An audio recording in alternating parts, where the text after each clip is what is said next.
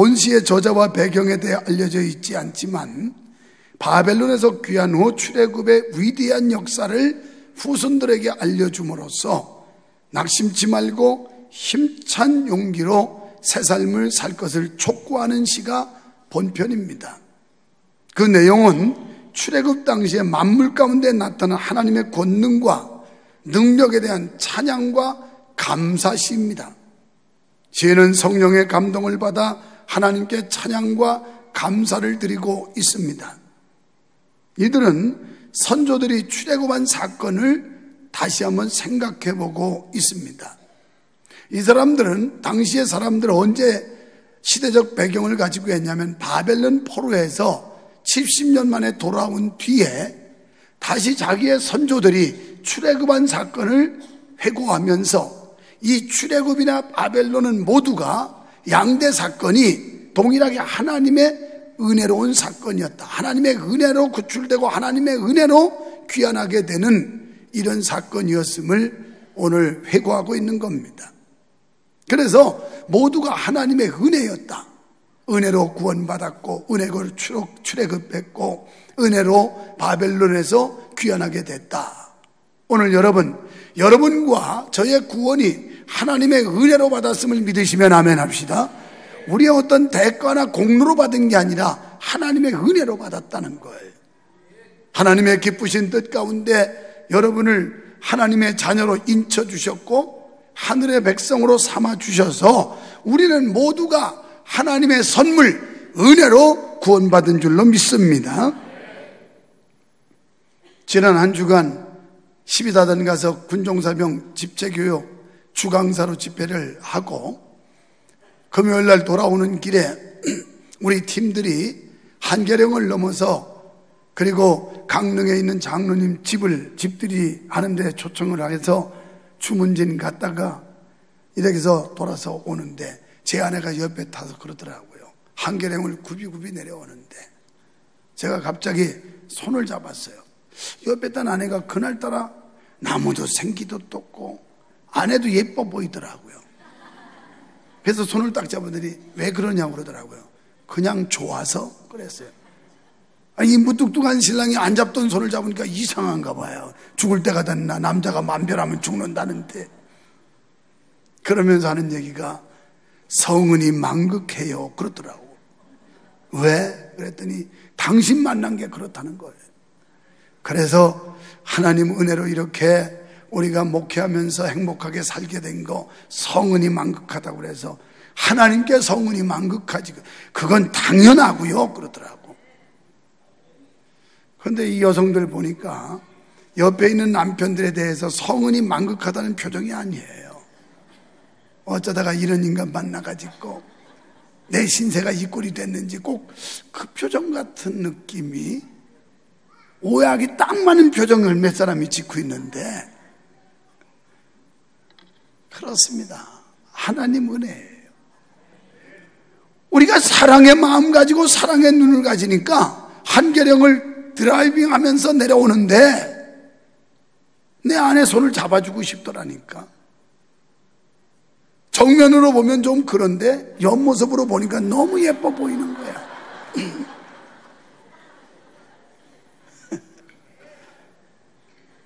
이따 내려가서 또 이거 꽃이 피는 거 아닌가 모르겠네. 그 말은 좀 뺐으면 좋은데 왜 그랬냐고. 여성이 나이 먹으면 뒤에서는 볼 때는 희망이고 옆모습 보면 소망이 있고 앞에서 보면 절망이래요. 그래서 나이 먹어갈수록 너무 똑바로 정면 보면 안 돼요. 측면으로 봐야지. 아무튼 이렇게 둘이 차를 타고 돌아오는데 너무 감사하더라고요. 하나님 은혜가. 내가 일부 예배 인도하고 일부 예배 한 200명 가까이 왔길래 오늘따라 어디 갈 데가 그렇게 많은지 일찍 왔더라고요. 내려가서 내 아내한테 그랬어요. 여보, 오늘은 일부 예배 많이 왔던데 일부 예배 온 인원만 가져도 자립을 해요, 교회가. 우리 교회 일부 예배 참석한 그 숫자만 있어도 개척한 교회가 자립할 수 있다고요. 그렇잖아요. 실제 출석이 200명 가까이 모이면 자립하고도 남지요. 하고도 남아. 근데 그것도 안 돼서 갑갑하고 답답한 분들이 얼마나 많은지 몰라. 우리 교회 너무 좋은 교회예요. 어제도 증명을 해줬어요. 호스피스 바자회라는데 제가 서울에서 결혼 주례를 하고 급히 갔더니만 목사님들 몇 분이 아니 명성교회가 얼마나 광고를 세게 했길래 증거가 보인다는 거예요. 그래서 행사를 쳐다보고 또 돌집이 중간에 있어서 돌집 가서 밥은 안 먹고 예배만 드려주고 거기서 다시 또 갔어요.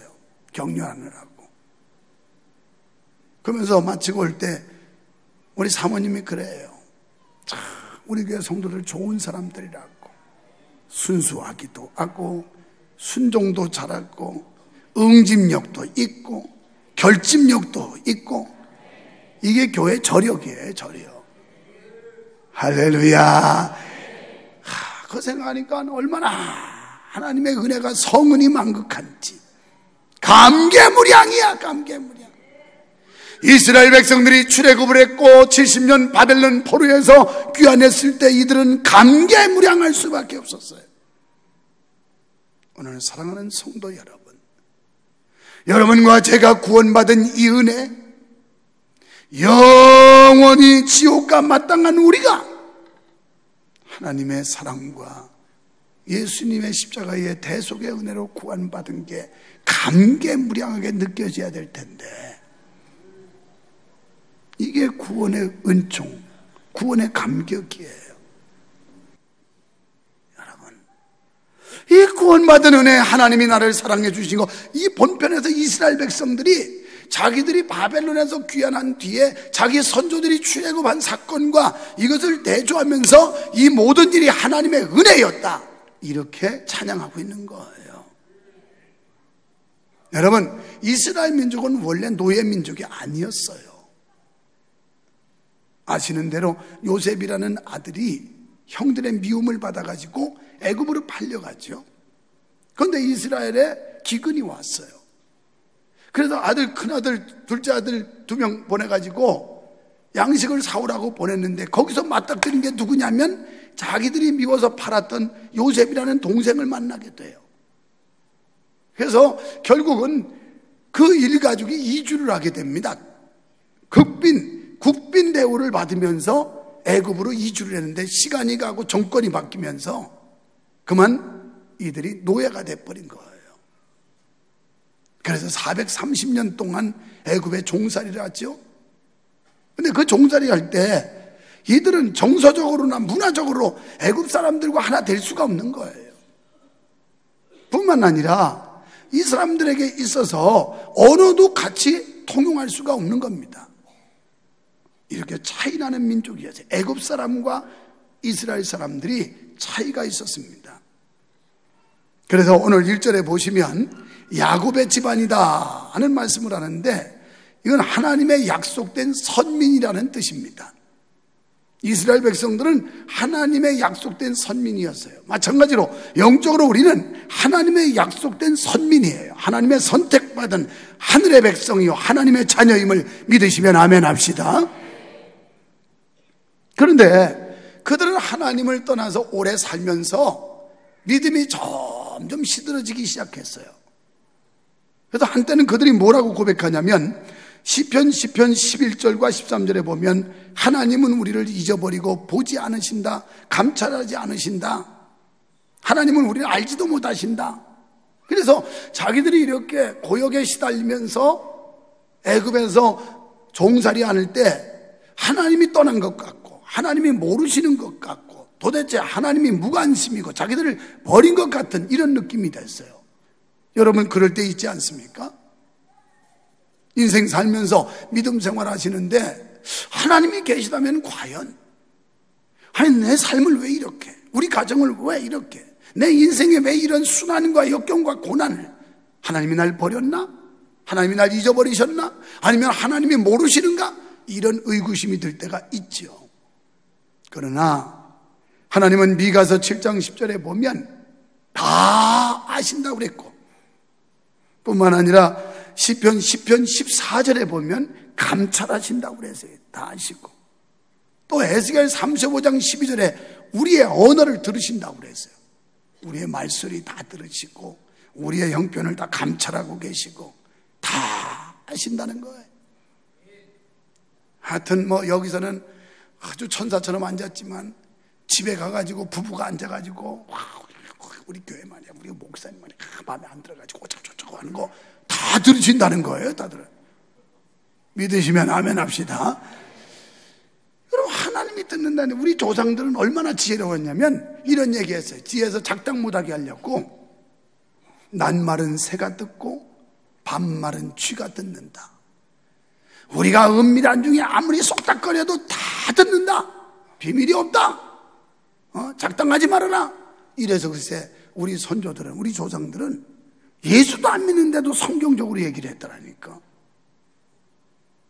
그런데 안 듣는다고 뒤에서 하면서 막 불평 비난하고 하나님이 다 듣는다는 거예요. 그것 정도가 아니야. 요한복음 2장 25절과 히브리서 4장 23절에 보면 마음속에 생각하는 것까지 아신대. 여기 앉아가지고 지금 예배 나왔지만 딴 생각하는 거 다 아신다는 거예요. 다 아신다.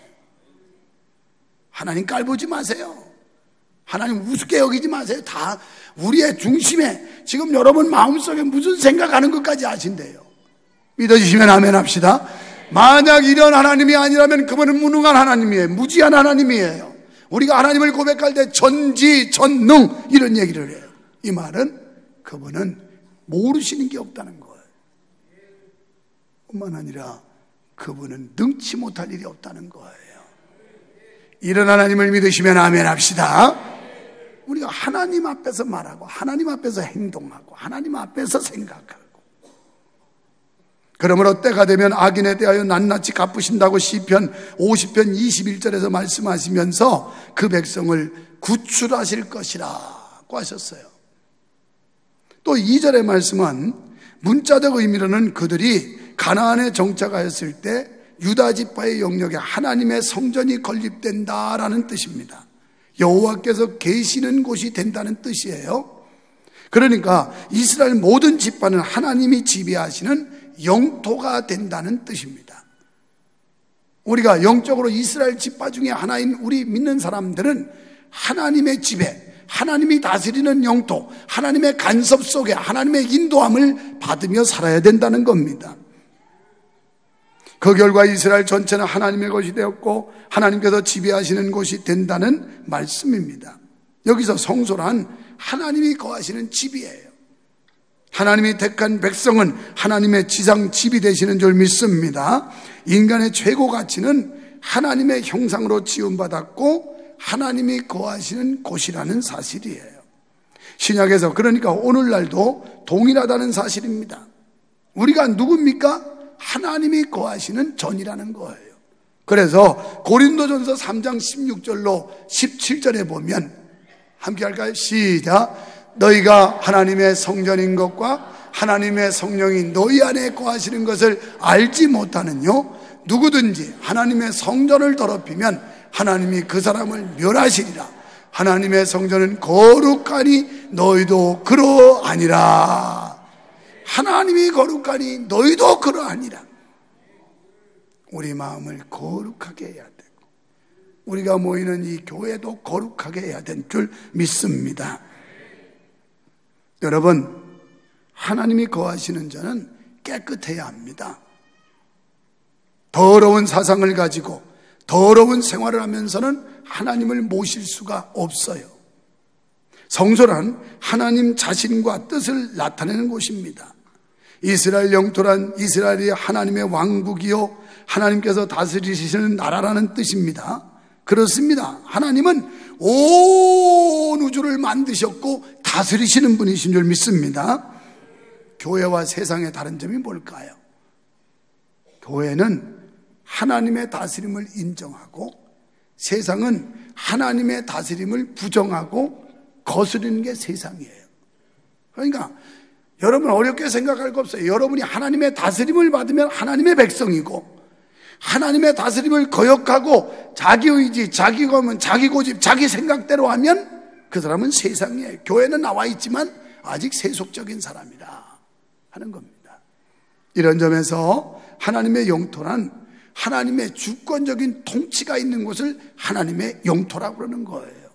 그러므로 하나님의 백성들은 하나님의 통치에 순복할 때 하나님과 화목하게 됐고, 하나님께서 주시는 축복을 마음대로 누릴 수 있다는 사실을 믿으시기를 축원합니다. 그리고 3절로 6절에서는 하나님께서 지난 역사 속에서 행하신 일을 돌이켜보며 감사 찬양하자는 말씀이에요. 여러분, 하나님께서 자기 백성을 구원하실 때는 직접 역사하시거나 인격적인 사람이나 천사들만 사용하는 것이 아닙니다. 모든 자연, 그러니까 산, 바다, 나무, 동식물 그때그때 사용하십니다. 특별히 출애굽 과정에서 보면 홍해와 그리고 요단강을 사용하신 것을 보아할 수 있습니다. 홍해와 요단강을 하나님의 역사로 안전하게 건널 수가 있었습니다. 4절과 6절에서는 하나님께서 십계명을 주실 때 막 산들이 진동했다 이렇게 나와요. 이러한 사실을 출애굽기 19장 18절에 말씀을 하고 있는데요, 시내산의 연기가 자욱하니 여호와께서 불 가운데서 거기 강림하십니다. 그 연기가 옹기점 연기같이 떠오르고 온 산이 크게 진동하며, 막 그때 연기가 확 온 산이 진동했다는 거예요. 그렇습니다. 대자연도 하나님의 장엄하신 임재 경위를 표합니다. 임금의 행차의 예포를 터뜨리듯 연기가 자욱하니 여호와께서 불 가운데 임재하신 것 같이 보였습니다.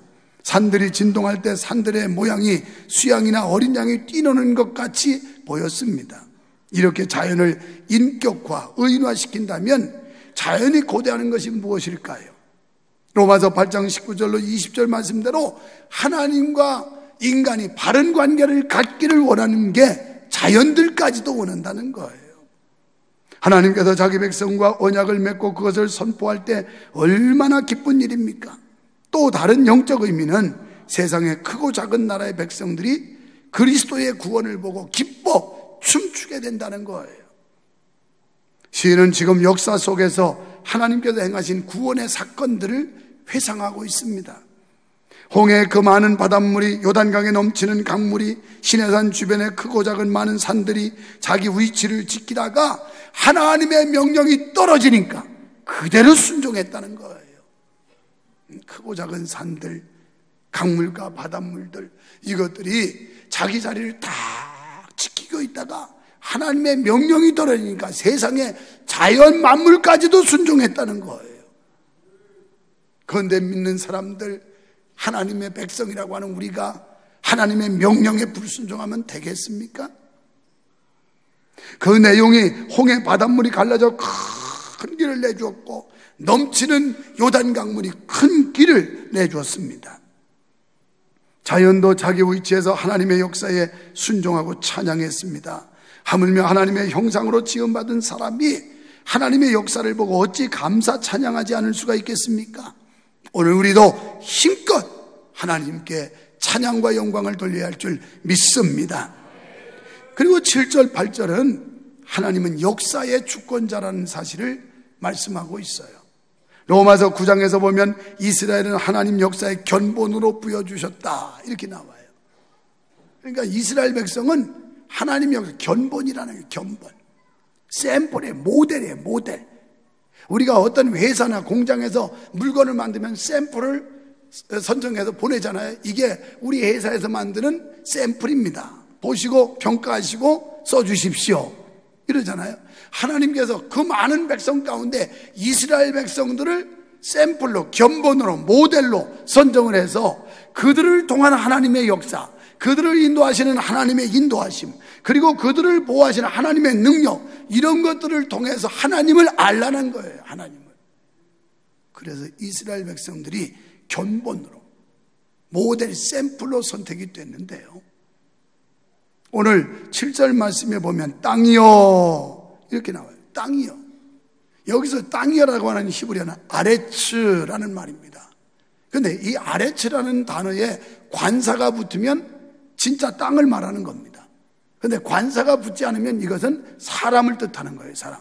사람들이여, 이렇게 얘기하는 거예요. 사람들이여. 오늘 믿는 자들이여, 이렇게 이해하시면 됩니다. 성도들이여, 너는 주 앞에 곧 야곱의 하나님 앞에서 떨지어다. 하나님의 주권적 통치를 보고 모든 국가는 그분의 전능하심을 알았다면 건방 떨지 말고 하나님 앞에서 두려워 떨면서 그분의 주권적 통치를 인정하고 복종하라는 뜻입니다. 그러니까 뭐 좀 가졌다고, 뭘 좀 얻었다고, 그 끄떡거리지 말고, 건방 떨지 말고, 하나님 앞에서 겸손히 여호와 하나님, 살아계신 하나님, 은혜 주신 하나님을 두려워하면서 그분의 명령에 순종하라는 거예요. 순종하라. 이 뜻이에요, 이게. 땅이여, 하나님을 두려워해라. 이 뜻은 뭐 저 땅 보고 그러는, 흙 보고 그러는 게 아니라 이 말이에요. 8절에서 하나님은 누구신가에 대해서 설명을 하고 있죠. 반석을 쳐서 연못이 되게 하셨고 차도를 쳐서 생수가 넘치는 샘이 되게 하셨다. 하나님이 어떤 분이야? 반석을 치니까 연못이 됐어요. 차도를 치니까 생수에 샘이 넘쳤어요. 오늘 이 능하신 하나님께서 여러분 뭐 사업이 어렵다, 직장이 불안하다, 건강에 위협이 있다, 이런 상황에서 하나님이 반석을 치시니까 연못이 됐고 차도를 치시니까 샘이 솟아난 것처럼 이런 역사가 여러분에게 일어나기를 축원합니다. 하나님이 도와주시면 이런 기적 같은 역사들이 일어난다는 거예요. 일어나. 그러기에 우리가 그분을 섬기는 거예요. 그래서 그분께 경외하며 예배하고 있는 거 아니겠어요? 여러분, 이런 얘기는 동화책에서 나오는 얘기가 아니에요. 사실적이고 역사적인 사건입니다. 하나님이라고 하는 분이 신화적인 존재가 아니에요. 오늘도 어제나 오늘이나 영원토록 동일하신 그 하나님을 믿는 자에게는 이런 능력, 이런 기사와 이적을 볼 수 있고 경험할 수 있다는 거예요. 그래서 이 사건은 동화책에 나오는 얘기가 아니고 역사적인 사건이에요. 출애굽기 17장 6절, 민수기 20장 11절에서 이런 기적을 말씀하고 있습니다. 왜 하나님께서 이 놀라운 기적을 행하셨을까요? 신약에 와서 더 확실한 답을 얻을 수 있는데 고린도전서 10장 1절로 4절에 보면 이렇게 나와요. 안 띄우는구나. 신령한 음료를 반석으로부터 마시게 하셨는데 이 반석은 그리스도라, 이렇게 말씀해요. 우리에게 신령한 음료, 그러니까 그거 뭐 콜라, 사이다, 포카리스트 웨트, 뭐 게토레이, 뭐 비타 오백 이런 게 아니고 그런 음료가 아닌 신령한 음료, 이걸 마시게 하는데 반석은 예수님입니다. 예수 믿으면 우리 배에서 생수가 넘쳐난다는 거예요. 막 기쁨이 생깁니다. 소망이 생깁니다. 감사가 생깁니다. 사랑이 생깁니다. 즐거움이 생깁니다. 살맛이 생깁니다. 이 예수 그리스도가 이 심령에 있으면 그게 펑펑펑펑펑 나와요. 펑펑. 여러분 인생에는 늘 갈급증이 있게 돼 있어요. 돈을 거머쥐어도, 명예와 권력을 거머쥐어도 여전히 마음 한구석에는 허전하고 갈급하게 됐어요. 이건 신령한 은혜로 채워져야 해결되는 거지, 세상 어떤 사람도 이걸 해결시켜 줄 사람이 없다 이 말이에요. 요 묘미를 모르니까, 요 진리를 모르니까 주님 앞에 못 나오는 거예요. 왜요? 요한복음 4장 13, 14절에 보니까 물길로 온 여인에게 이 물을 먹는 사람 다 목마르지만 내가 주는 물 먹으면 영생하도록 솟아나는 샘물이 돼서 목마르지 않다. 목마르지 않다. 우리의 갈급함, 우리의 원망, 불평, 이런 나쁜 것들 다 없어지고 이 마음속에 그저 감사하고 기쁘고 즐겁고 행복하고 살맛나고 하여튼 소망이 있고 사랑이 있고 아멘 할 때까지 다 하여튼 기쁘고 감사하고 소망이 넘치고 희망이 넘치고 감격이 넘치고 그냥. 그래서 예배 마치고 갈 때는 그냥 작살 맞은 뱀처럼 가는 게 아니라 누구라도 한 사람 더 보려고 할렐루야 할렐루야 이러면서 얼굴에 웃음을 잔뜩 품고 이러고 가는데, 그렇지 못한 사람은 그냥 끝나기가 무섭게 작살 맞은 뱀이, 왜 그런 속담이 있는지 모르지만 뱀이 작살 한번 맞아서 죽진 않았는데 찔리니까 그냥 휙 하고 가버리는 거예요. 요한복음 7장 37절 38절 누구든지 목마르거든 내게로 와서 마셔라. 그 배에서 생수의 강이 흘러넘치리라. 생수가 날마다 새로운 이 놀라운 감격을 맛보시기를 축원합니다만 생수가 나는 거예요. 한여름 복도 위에도 시원한 생수 한 컵 참 뻑뻑 빨고 아이고 시원하다 이런 은혜가 날마다 임하기를 축원합니다. 그냥 그렇습니다. 우리 안에 성령께서 내주하실 때 인생의 갈증을 느끼지 않고 늘 자족하면서 감사와 기쁨 속에서 주어진 사명을 능력 있게 감당하게 될 줄 믿습니다. 하나님은 역사의 주인이심을 믿으시면 아멘 합시다. 우리 교회와 성도들은 역사의 주인공들인 줄 믿으시면 아멘 합시다. 동시에 역사의 중심에 우뚝 서시기를 축원합니다. 오늘도 하나님의 주권적인 역사는 우리들을 통해 일어날 줄로 믿습니다. 그 쓰임에 합당한 일꾼 되시기를 축원합니다. 예수님이 말씀하시면 물도 변하여 포도주고, 예수님 말씀하시면 죽은 나사로도 살아나고, 예수님 말씀하시면 바디메오가 눈을 뜨고, 이런 영적인 놀라운 은혜가 여러분 모두에게 임하시기를 축원합니다.